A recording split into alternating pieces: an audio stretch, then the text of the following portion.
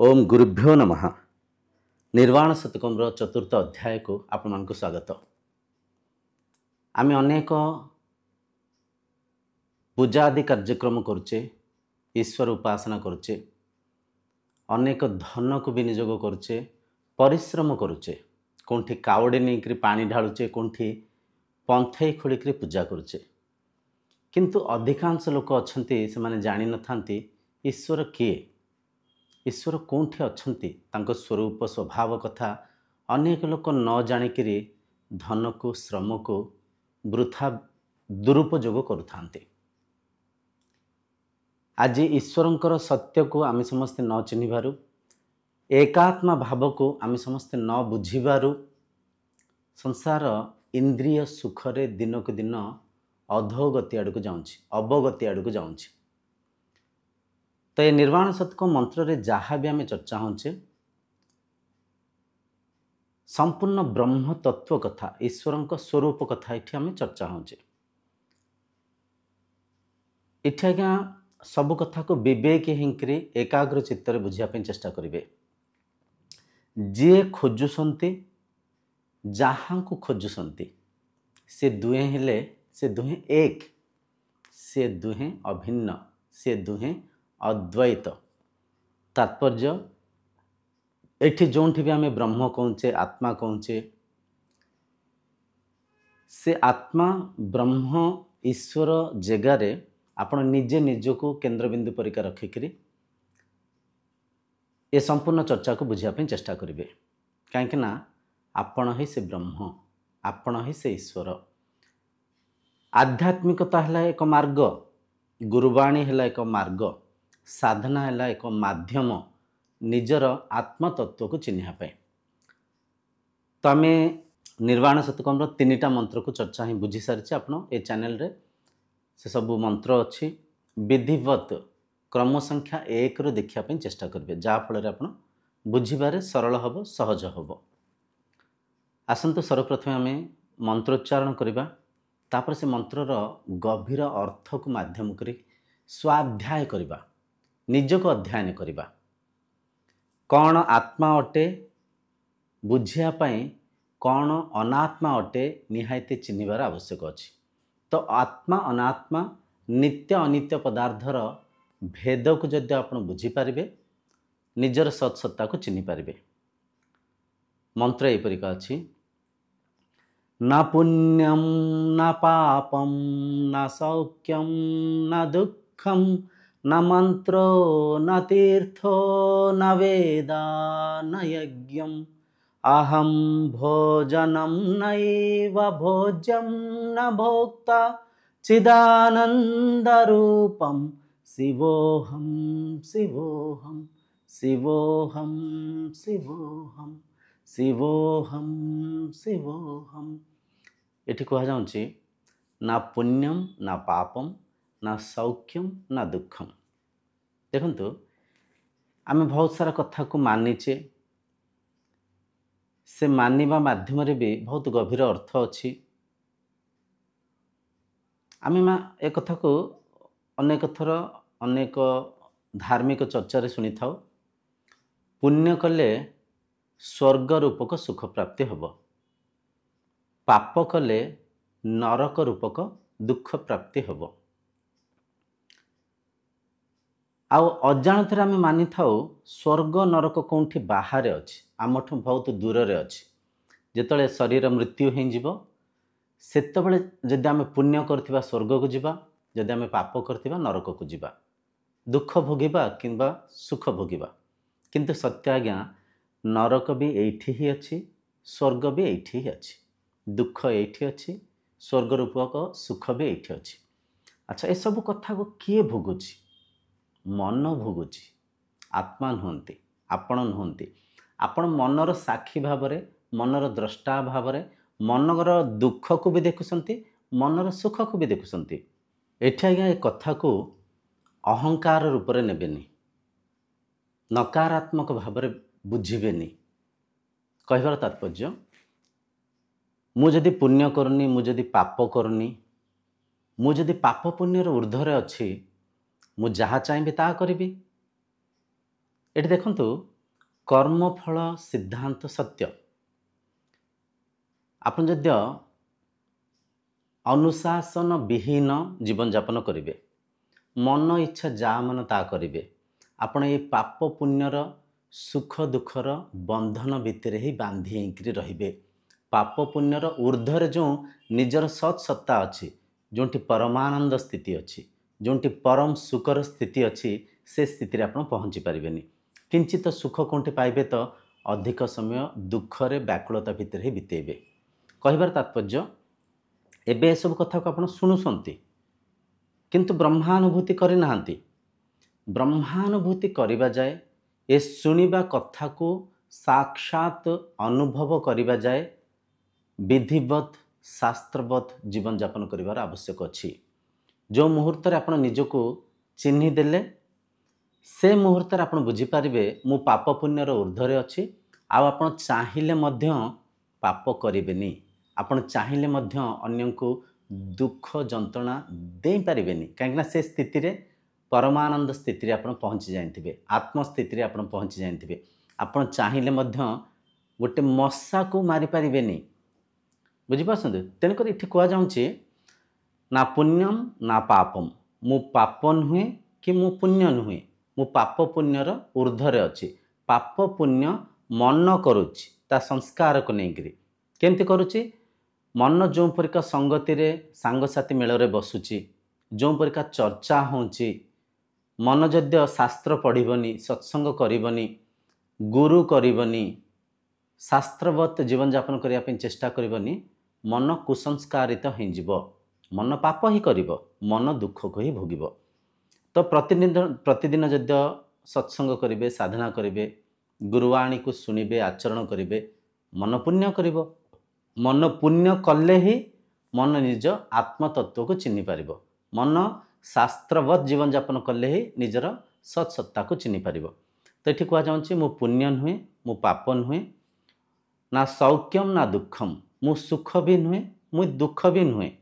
ସୁଖ ଦୁଃଖ ବି ମନ ହିଁ ଭୋଗୁଛି, ମନର ହିଁ ସମ୍ବେଦନ, ମନର ହିଁ ଏକ ଅନୁଭବ। ତ ମୁଁ ପାପ ପୁଣ୍ୟ ସୁଖ ଦୁଃଖକୁ ମନର ସାକ୍ଷୀ ଭାବରେ, ମନର ଊର୍ଦ୍ଧ୍ୱରେ ଥାଇକରି, ମନର ଦ୍ରଷ୍ଟା ଭାବରେ ସେ ପାପ ପୁଣ୍ୟ ସୁଖ ଦୁଃଖକୁ ମୁଁ ଦେଖୁଛି। ନା ପୁଣ୍ୟମ୍ ନା ପାପମ୍ ନା ସୌଖ୍ୟମ୍ ନା ଦୁଃଖମ୍, ନା ମନ୍ତ୍ରୋ ନା ତୀର୍ଥୋ ନା ବେଦା ନା ଯଜ୍ଞମ୍। ଏଠି କୁହାଯାଉଛି ମୁଁ ମନ୍ତ୍ର ନୁହେଁ, ମୁଁ ତୀର୍ଥ ନୁହେଁ, ମୁଁ ବେଦ ନୁହେଁ, ମୁଁ ଯଜ୍ଞ ନୁହେଁ। ଦେଖନ୍ତୁ କେତେ ଗଭୀର କଥା ସବୁ କୁହାଯାଉଛି। ନା ମନ୍ତ୍ର ନା ତୀର୍ଥ ନା ବେଦା ନା ଯଜ୍ଞମ୍। ମୁଁ ମନ୍ତ୍ର ନୁହେଁ। ମନ୍ତ୍ର ସ୍ମରଣ କରିବା ମାଧ୍ୟମରେ ମନ ଅନ୍ତର୍ମୁଖୀ ହୁଏ, ମନରେ ଏକାଗ୍ରତା ଆସେ। ମନରେ ଏକାଗ୍ରତା ଆସିଲେ ମନ ଶାନ୍ତ ହୁଏ, ମନ ସ୍ଥିର ହୁଏ, ମନ ମନର ସାକ୍ଷୀକୁ, ମନ ମନର ଦ୍ରଷ୍ଟାକୁ ଚିହ୍ନେ। କିନ୍ତୁ ମୁଁ ମନ୍ତ୍ର ନୁହେଁ, ମନ୍ତ୍ର ହେଲା ମୋତେ ଚିହ୍ନିବା ପାଇଁ ମାଧ୍ୟମ। ମୁଁ ମନ୍ତ୍ରର ଊର୍ଦ୍ଧ୍ୱରେ ଅଛି। ନା ମନ୍ତ୍ର ନା ତୀର୍ଥ। ତୀର୍ଥ, ଆମେମାନେ ଅନେକ ତୀର୍ଥ ସ୍ଥାନକୁ ଯାଉଥାଉ, କିନ୍ତୁ ତୀର୍ଥ ସ୍ଥାନକୁ କାହିଁକି ଯାଉଛେ ଅନେକ ଲୋକ ଏ କଥାକୁ ଜାଣିନଥାନ୍ତି। ଦେଖନ୍ତୁ, ତୀର୍ଥସ୍ଥାନ ଏକ ଭୋଗିବାର ମାନେ ଇନ୍ଦ୍ରିୟ ସୁଖର ସ୍ଥାନ ନୁହେଁ। କହିବାର ତାତ୍ପର୍ଯ୍ୟ, ଆମେ ତୀର୍ଥସ୍ଥାନକୁ ଯାଇ କ'ଣ କରୁଛେ? ସେଠି ମନ୍ଦିର ମଠ, ସେ ଆଖାପାଖି ଥିବା ପରିବେଶକୁ ଦର୍ଶନ କରୁଛେ, କିଛି ସୁଆଦିଆ ବ୍ୟଞ୍ଜନ ଖାଉଛେ, ଯାତ୍ରାର ଆନନ୍ଦ ନେଉଛେ, ସେଠି କିଛି ପିଉଛେ, ଖାଉଛେ, ନାଚୁଛେ, ଆସୁଛେ। କିନ୍ତୁ ଏଇଟା ଆଜ୍ଞା ତୀର୍ଥ ନୁହେଁ।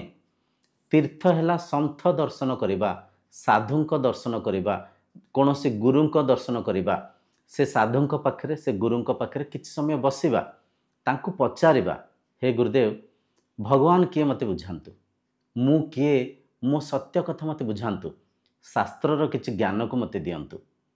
ତ ଏଇଟା ହେଲା ସଠିକ୍ ଭାବରେ ତୀର୍ଥଯାତ୍ରା। ତୀର୍ଥଯାତ୍ରା ହେଲା ଅନ୍ତର୍ଯାତ୍ରା କରିବା, ନିଜର ଆତ୍ମତତ୍ତ୍ୱକୁ ଚିହ୍ନିବା ପାଇଁ ପ୍ରୟାସ କରିବା। ତ ତୀର୍ଥଯାତ୍ରା ଯେବେ କେବେ ବି କରୁଛନ୍ତି, ଯାହାଙ୍କୁ ଆପଣ ଗୁରୁ ମାନିଛନ୍ତି କି ଯାହାଙ୍କ ବାଣୀ ଆପଣଙ୍କୁ ଭଲ ଲାଗୁଛି, ତାଙ୍କ ପାଖକୁ ଯାଆନ୍ତୁ, କିଛି ସମୟ ବିତାନ୍ତୁ, ସେଠି ସାଧନାର ବିଧିକୁ ବୁଝନ୍ତୁ, शास्त्रर ज्ञान को बुझंतु सत्संग करी किछि समय निजर सत् ज्ञान को प्राप्त करिया पे चेष्टा करंतु। एटा हला तीर्थ। तीर्थ माध्यम रे साधना को आचरण करी निजर आत्मतत्व को चिन्हि पारिबे, निजर सत्सत्ता को चिन्हि पारिबे। तो इठी तीर्थ ब्रह्म नुहंती, तीर्थ माध्यम रे साधना को आचरण करी ब्रह्म तत्व को आपण चिन्हि पारिबे। ना तीर्थ ना वेदा।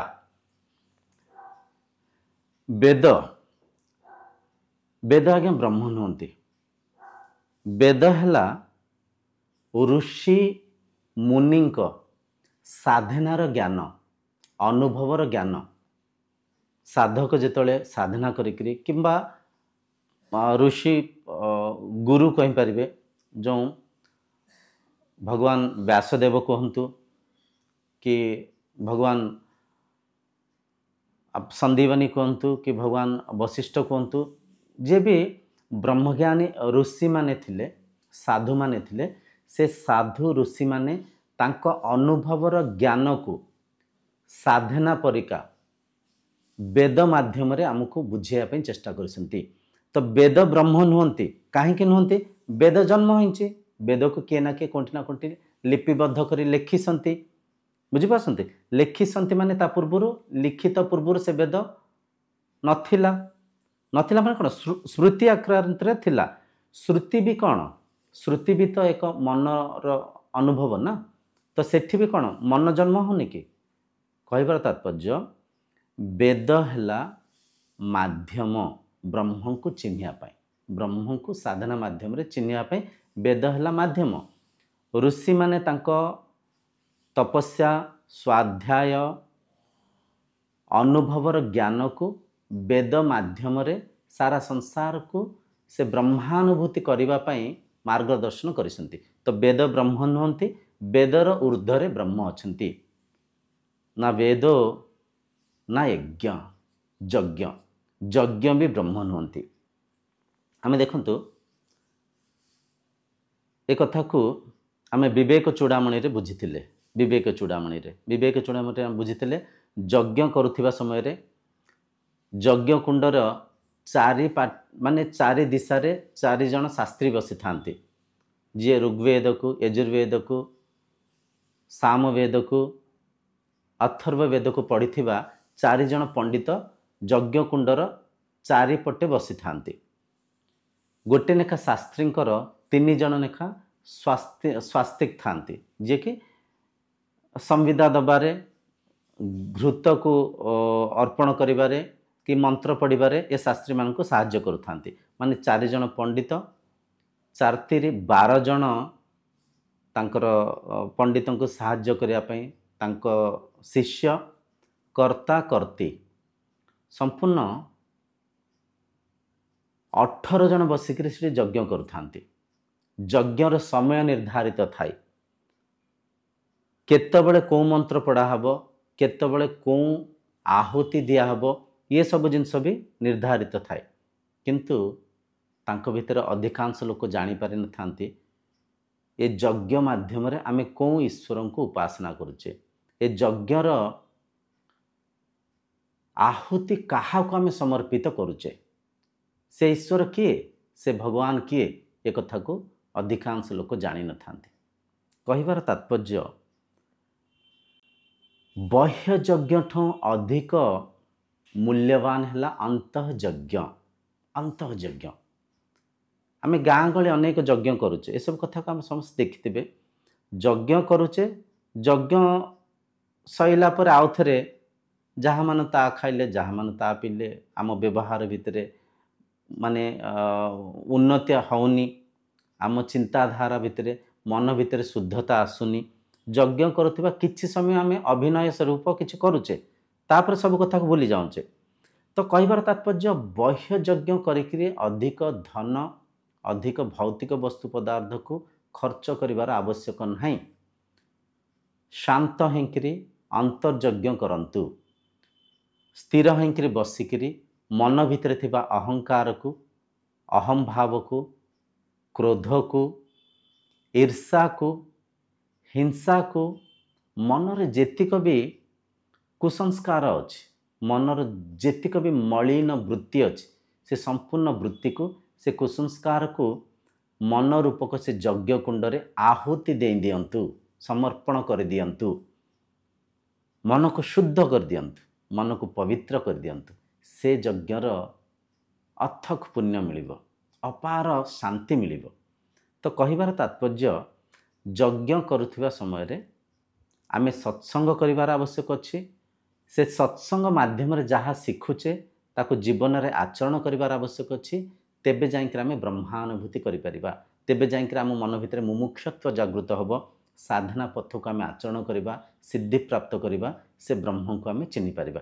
तो यज्ञ ब्रह्म नुहंती, यज्ञ माध्यम रे सत्संग करी साधना करी से ब्रह्म को आमे चिन्हि परिबा। यज्ञ हला माध्यम, ना मंत्रो ना तीर्थो ना वेदा ना यज्ञम, अहम भोजनम नाइव भोज्यम ना भोक्ता। अहम, अहम माने मु माने के से आत्मा कथा कह जाउछि, आपण को निज कथा कह जाउछि। निज को इठी रखिकरी बुझिया पे चेष्टा करिवे। अहम माने मु, नाइव भोज्यम ना भोक्ता। अहम भोजनम नाइव भोज्यम ना भोक्ता। इठी कह जाउछि मु भोजन नुहे, भोग्य वस्तु नुहे, खाउंतिबा भोक्ता मध्य नुहे। माने ब्रह्म कौन से भौतिक वस्तु पदार्थ नुहंती, वस्तु नुहंती से विषय, दृश्य नुहंती से द्रष्टा। अहम भोजनम माने मु भोजन नुहे। भोजन माने कौन? भोजन है एक भौतिक वस्तु पदार्थ जहाँ को आमे खाद्य ग्रहण करुचे। मु भोजन नुहे कि कौन से भोज्य वस्तु भी नुहे। बहुत गभीर कथा आज्ञा इठी कह जाउछि। इठी कह जाउछि मु कौन सी भौतिक वस्तु पदार्थ नुहे। गछ वृक्ष तरु लता ए भौतिक संसार को जहाँ भी आप देखुंती, इंद्रियंकर जहाँ भी भोग्य विषय आखि माध्यम जहाँ देखुंती, कान माध्यम जहाँ शुणुंट, नाक माध्यम जहाँ शुंघुंट, जीव माध्यम जहाँ चाखुंट, शरीर जहाँ भी स्पर्श को नौची, ये सबू मध्य ब्रह्म नुहंती।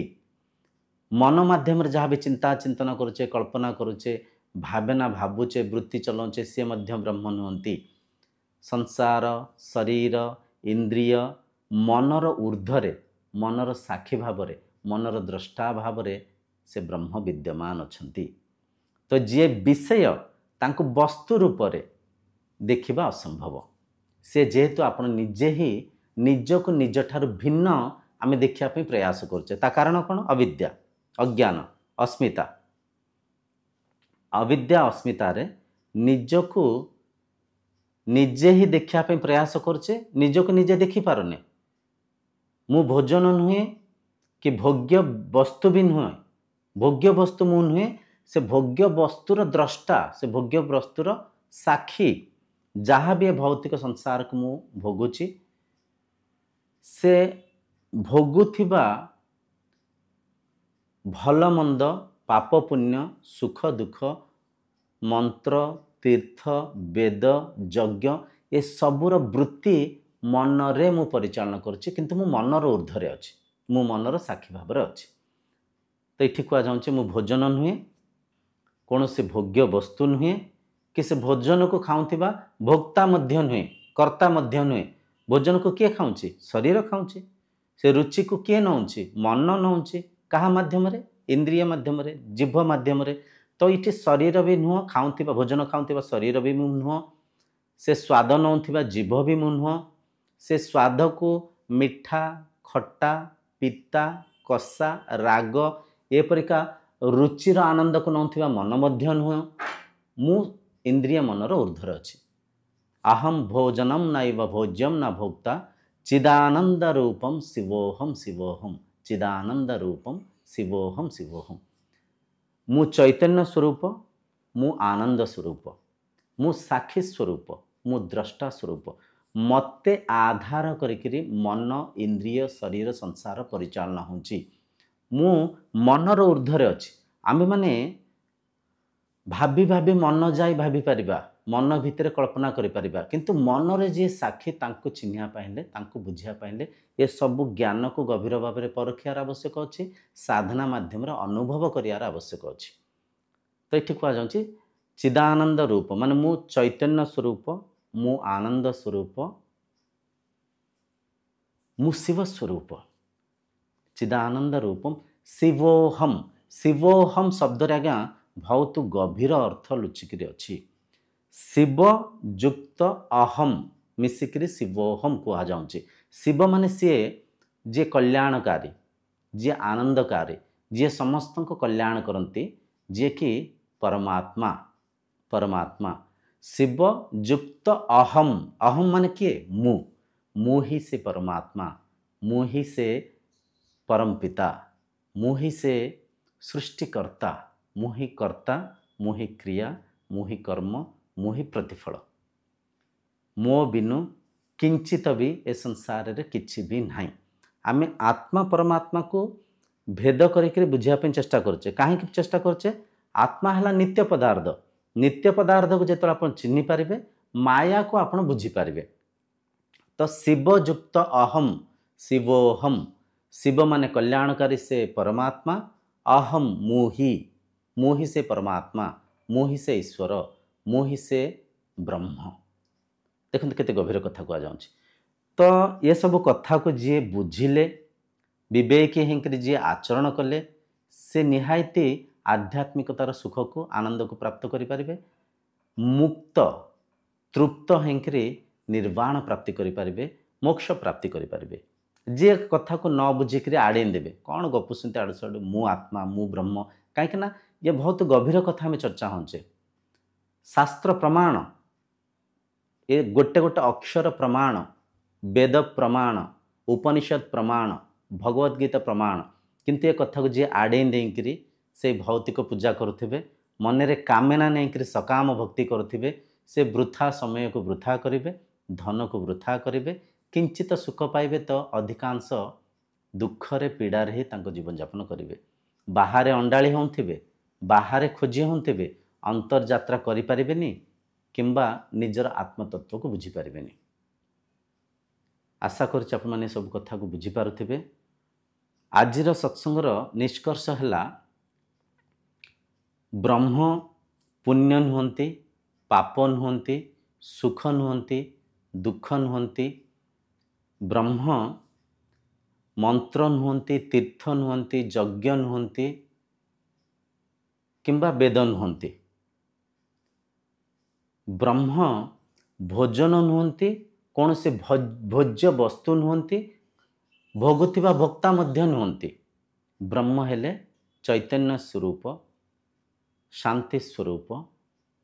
ଶିବୋହମ। ଶିବୋହମ, ଶିବୋହମ ମାନେ ସେ ଶିବ ମୋହି, ସେ ଆନନ୍ଦ, ସେ କଲ୍ୟାଣକାରୀ ଶକ୍ତି, ସେ ପରମାତ୍ମା ମୁଁ ହିଁ ସେ ଶକ୍ତି, ମୁଁ ହିଁ ସେ ବ୍ରହ୍ମ।